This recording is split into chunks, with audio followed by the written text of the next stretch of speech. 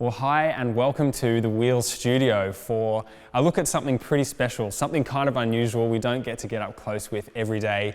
It is, of course, the Ferrari 812 Superfast, Ferrari's latest and greatest new V12 flagship model to replace the F12 Berlinetta and F12 TDF. Now, the Superfast name is kind of unusual. It's something that Ferrari hasn't used for more than 50 years, but all of the Superfast models in the brand's history have all been V12 powered, which is obviously the real centerpiece of this car, and we'll get to the engine in just a moment. But first of all, we thought we'd do a bit of a walk around and show you what the bodywork looks like. So as much as this car looks like an evolution of the F12 shape, there is a lot more going on in terms of aerodynamics, which is partly why you see all of these vents and holes all over the place. It's got paths for the air to travel through across and around and underneath the car, all in the name of aiding high-speed stability. Some of the most interesting things include some stuff that's going on in the front here, which is difficult to show you, but there's stuff for cooling the brakes. There's also some flaps in the underside here, which open and close at 180 k's an hour, which funnel air underneath the car to the flat underside. It uses the same underbody as the TDF, which has 3 sets of air dams running down it, and it's also got an active rear diffuser.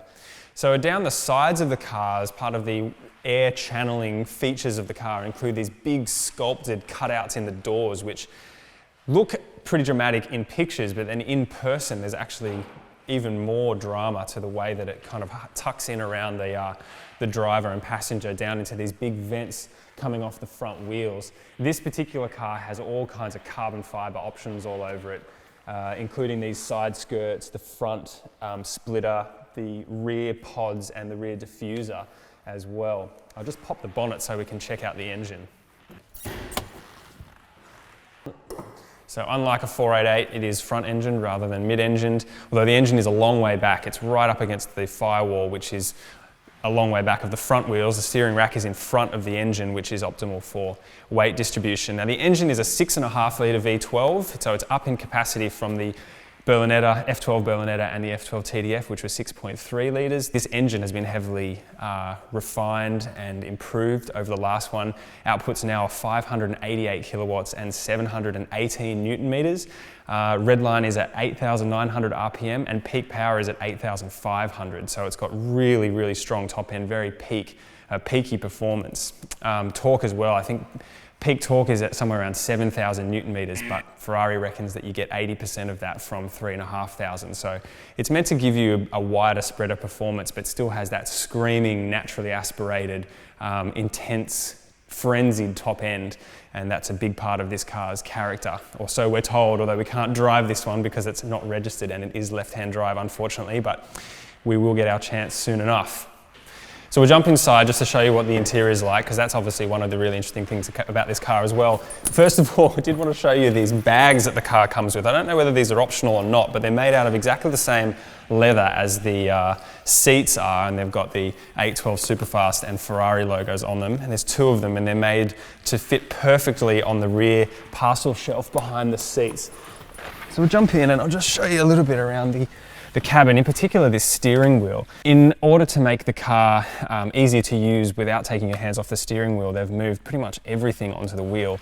All the things that they've had previously and some more. So you've got obviously your engine start stop button, you've got a bumpy road button, you've got buttons for the phone controls, you've got your Manatino for your wet, sport, race modes. You've got your headlights are here on the steering wheel, you've got the wipers, you've got a dial for the wiper speed, you've got a button for the wiper washer, and you've got the indicators on the steering wheel as well. And the indicators are quite interesting, very different to any other car. They're similar to other Ferraris in that you've got your right and left buttons on the front here, but you've actually got these kind of toggles at the back now, these tabs that you can lift up and down, which mean that you can get to the indicators whenever you need to. Obviously the big shift paddles behind that, which are fixed to the steering column rather than to the steering wheel, so they're always in the same place. What else is going on? You've got these cool kind of jet booster style air vents here, which can be adjusted wherever you need them to face. You've got this display on the passenger side for your companion to use. You've got other controls for the display up here, which is basically where all of the information is represented. So you've got these little dials down here, which actually feels surprisingly plasticky, but I guess that's not really what it's about. Launch control button, very important. That's in a nice obvious place, easy to reach down here on the center console. And everything else in here is really pretty exquisitely finished, actually. Really nicely designed and actually quite good in terms of ergonomics and functionality. It's also quite roomy as well, certainly much roomier than something like an Aventador. So all in all, it's a really gorgeous place to be and to sit. And it does feel like the right kind of blend between that ultra-focused sports car, but also something that you could tour a long distance in. So I guess the last thing that you probably want to see and we all want to hear is the engine startup. So I'll let Steve get around to the back of the car and I'll fire it up for you.